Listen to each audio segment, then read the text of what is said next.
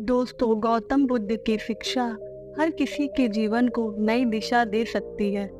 अगर आप भी इसे मानते हैं तो कमेंट में नमो बुद्धाय लिखना मत भूलिए। एक समय की बात है, नगर में एक व्यापारी रहता था।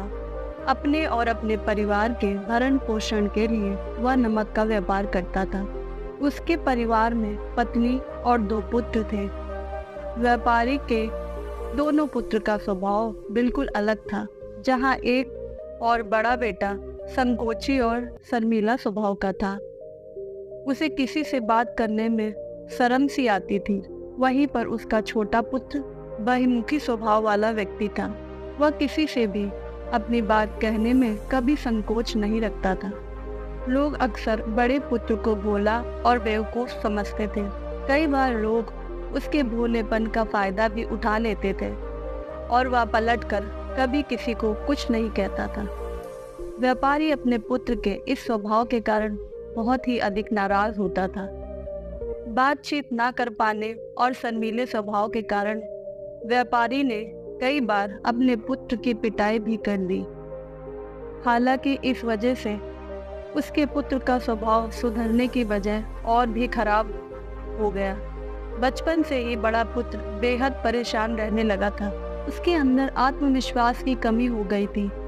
परिवार में, परीक्षा में वह आते हुए प्रश्नों के उत्तर भी अपने डर के कारण नहीं लिख पाता था। इस कारण उसकी शिक्षा भी ठीक ढंग से नहीं हो पाई। बड़ा पुत्र जब युवावस्था को प्राप्त हुआ तब व्यापारी ने उसे अपने साथ व्यापार में हाथ बटाने को कहा। अपने पिता के डर के कारण वह व्यापार करने को तैयार हो गया, किंतु वह कई बार ऐसी गलतियां कर देता था जिससे व्यापारी बहुत अधिक नाराज हो जाता था। एक दिन व्यापारी किसी दूसरे काम के कारण शहर गया हुआ था। उस समय उसकी दुकान पर बड़ा पुत्र बैठा हुआ था। तभी कुछ लोग आए और उन्होंने बड़े पुत्र से कहा कि हमें तुम्हारे पिता ने भेजा है। उनका यह संदेश है कि इस समय दुकान में नमक की जितनी बोरियां रखी हुई हैं वह सब हमें दे दो। उन्होंने नमक की सभी बोरियों को शहर मंगवाया है। व्यापारी का पुत्र उनसे प्रश्न पूछने की हिम्मत जुटा ही रहा था कि वे दोनों आदमी दुकान के अंदर घुस गए और दुकान में जितनी भी नमक की बोरियां रखी थी सबको टांगे में रखा और लेकर चले गए। व्यापारी के पुत्र ने उन्हें रोकने का प्रयास किया, किंतु संकोच और शर्मीलेपन के कारण वह उन्हें कुछ नहीं कह सका। उसने मन ही मन सोचा कि यदि मैं इन्हें नमक ले जाने से रोकूं तो पिताजी मुझ पर नाराज न हो जाए। कुछ समय बाद जब व्यापारी शहर से वापस आया तो खाली दुकान देखकर उसने अपने पुत्र से प्रश्न किया कि नमक की बोरियां कहाँ गईं? यह दुकान इतनी खाली खाली क्यों है? तब बड़े पुत्र ने धीमे स्वर में कहा कि कुछ लोग दुकान आए थे और उन्होंने मुझसे कहा कि आपने नमक की बोरियां शहर मंगवाया है, और दुकान में से सारी बोरियों को निकाल कर लेकर चले गए। व्यापारी ने अपना सिर पीट लिया। उसने अपने पुत्र को दुकान से धक्का देते हुए कहा कि तू मूर्ख का मूर्ख ही रह जाएगा। वे लोग तुझे बेवकूफ़ बनाकर सारा सामान ले गए। तुमने मेरा बहुत भारी नुकसान करवा दिया। यहाँ से दूर भाग जाओ और घर वापस मत आना। यदि तुम वापस आए तो मैं तुम्हें पीट पीट कर सीधा कर दूंगा। व्यापारी का बड़ा पुत्र इस बात से बेहद दुखी हुआ। एक बार फिर उसके शर्मीले स्वभाव के कारण उसके पिता उससे और अधिक नाराज हो गए। साथ ही साथ व्यापार में भी इतना नुकसान हो गया था। उस समय नगर के सभी लोग व्यापारी के पुत्र पर हंस रहे थे और उसका मजाक बना रहे थे। उसे बहुत अधिक शर्मिंदगी महसूस हो रही थी। यही वह समय था जब उसने सोच लिया था कि अब उसके जीवन में कुछ भी ठीक नहीं हो सकता। वह सदैव मूर्ख का मूर्ख ही रह जाएगा और इस समाज में रह रहे लोगों के साथ कदम से कदम मिलाकर कभी नहीं चल पाएगा। व्यापारी का पुत्र नगर से बाहर आ गया और एक नदी के किनारे बैठकर खूब रोया। गहरे पानी को देखकर उसके मन में विचार आया कि अब मेरे जीवित रहने का कोई फायदा नहीं है। उसने सोच लिया कि आज वह इस नदी में डूबकर अपने आप को समाप्त कर लेगा। असफल जीवन जीने से अच्छा है कि वह स्वयं को समाप्त कर ले। उसने जैसे ही नदी में छलांग लगाई, एक बौद्ध भिक्षु ने उसे बचा लिया और नदी से बाहर निकाल कर ले आए। व्यापारी का पुत्र बौद्ध भिक्षु पर नाराज होने लगा और कहने लगा कि तुमने मुझे क्यों बचाया, मैं इस असफल जीवन को जीना नहीं चाहता। बौद्ध भिक्षु ने उसे समझाया कि जीवन एक बार ही मिलता है और यदि तुम जीवित ही नहीं रहोगे तो असफलता को खत्म करके सफल कैसे बन पाओगे। तब व्यापारी के पुत्र ने कहा, मेरे जीवन में बहुत ही अधिक समस्याएं हैं। यह सभी समस्याएं मेरे संकोच और शर्मीले स्वभाव के कारण हुई हैं। मैंने अपने पिता का नुकसान करवा दिया है। मैं एक अच्छा पुत्र नहीं हूँ। अपने स्वभाव के कारण मैं शिक्षा ग्रहण भी नहीं कर सका। यह सारा संसार मुझे मूर्ख समझता है। क्या किसी मूर्ख को इस संसार में जीने का अधिकार है? तब बौद्ध भिक्षु ने कहा कि तुम्हारे इस प्रश्न का उत्तर तो मेरे गुरु ही देंगे। चलो मैं तुम्हें मेरे गुरु से मिलवाता हूँ। व्यापारी के पुत्र ने कहा कि वह आज किसी से बात नहीं करना चाहता। आज वह अपना जीवन समाप्त कर लेगा। किंतु बौद्ध भिक्षु के बार बार समझाने के बाद वह उनके साथ जाने और उनके गुरु से मिलने के लिए तैयार हो गया। बौद्ध भिक्षु व्यापारी के पुत्र को आश्रम की ओर ले गए। वहां पर व्यापारी के पुत्र ने देखा कि एक व्यक्ति पेड़ के नीचे ध्यान मगन बैठे हुए हैं। तभी बौद्ध भिक्षु ने कहा कि यह हमारे गुरु गौतम बुद्ध हैं। दोनों ने गौतम बुद्ध को प्रणाम किया। वह युवक वहीं पर बैठ गया और गौतम बुद्ध को देखकर रोने लगा। गौतम बुद्ध ने उसके रोने का कारण पूछा। तब उसने कहा कि अब आप ही मेरी आखिरी उम्मीद है। यदि आप मेरी समस्या का समाधान नहीं करेंगे तो मेरा यह जीवन समाप्त हो जाएगा। गौतम बुद्ध ने व्यापारी के पुत्र से उसकी समस्या के बारे में पूछा। तब उसने बताया कि किस प्रकार वह बचपन से ही शर्मीले और अंतर्मुखी स्वभाव का है। इस कारण लोग उसी से मूर्ख समझ लेते हैं और उसके पिता भी उससे प्रेम नहीं करते। तब गौतम बुद्ध ने युवक को शांत कराते हुए कहा कि मेरे पास तुम्हारी समस्या का समाधान है। तुम्हारा जीवन बहुत ही आसान हो सकता है। तब युवक ने कहा कि क्या सचमुच ऐसा हो सकता है? आप बहुत ही महान व्यक्ति प्रतीत होते हैं। आपके कई शिष्य हैं। हे गुरुदेव, मैं भी आपका शिष्य बनना चाहता हूँ। क्या आप मुझे अपने शिष्य के रूप में स्वीकार करेंगे?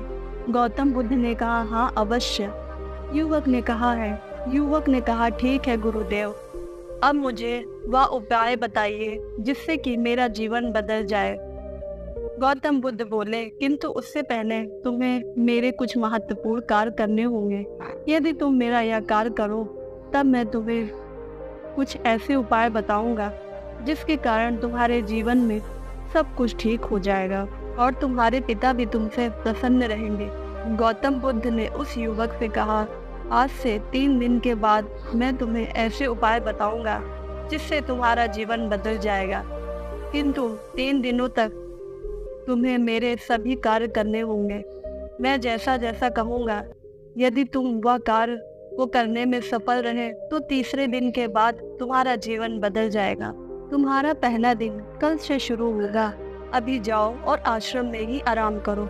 अगले दिन व्यापारी का पुत्र गौतम बुद्ध के पास पहुंचा और कहा कि गुरुदेव, मुझे पहले दिन का कार्य बताइए। तब गौतम बुद्ध ने कहा कि आज तुम्हें 10 अजनबी व्यक्तियों से बातचीत करनी है और उनका हाल चाल जानना है। इसका लेखा जोखा शाम तक लेकर आना। व्यापारी के पुत्र को बड़ा ही संकोच महसूस हुआ, किंतु उसने गौतम बुद्ध को हाँ कह दिया। वह निकल पड़ा 10 अजनबी लोगों से बातचीत करने। शुरू में उसे पहले अधिक संकोच हुआ।